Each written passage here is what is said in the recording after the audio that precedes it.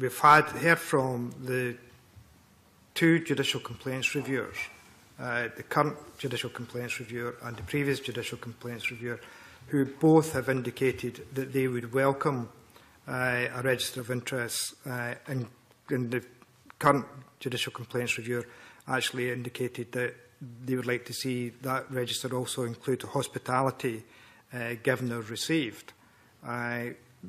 Do you think the judicial complaints reviewers are wrong in their opinion in relation to the keeping a register, as well as including the hospitality given or received? Because we have a recent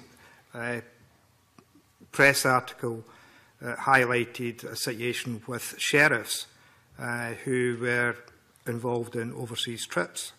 And one sheriff in particular has called for his peers to be removed from the committee, all of them, because he's accused them of leaking information about sheriff's trips, overseas trips. Surely if we had a register where those things were being declared and publicly declared, then there would be less need for accusations to be made against sheriffs or judges in relation to their activities either within the UK, Scotland or elsewhere in the world. Well, the first judicial complaints reviewer was very strongly of the opinion that there should be a register of assets for judicial office holders, and as you will obviously infer, I disagreed entirely with her about that. As for the current complaints reviewer, I think she came here probably to speak about something rather different, and she was asked about it and she expressed her views. All I can say to you is I don't agree with them.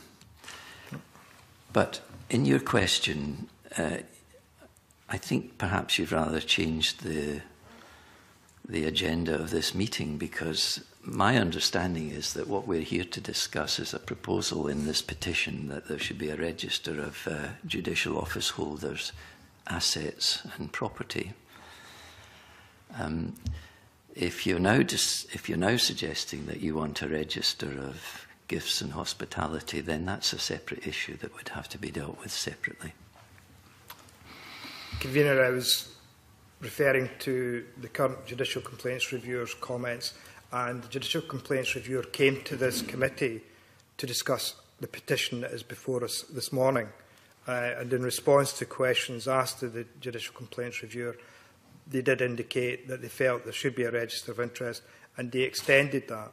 The current Judicial Complaints Reviewer extended that to include hospitality, either given or received. So in relation to the issue, yes, it does widen out the scope of the original petition, but it was something that was raised when evidence was given to this committee by the Judicial Complaints Reviewer. I have read her evidence.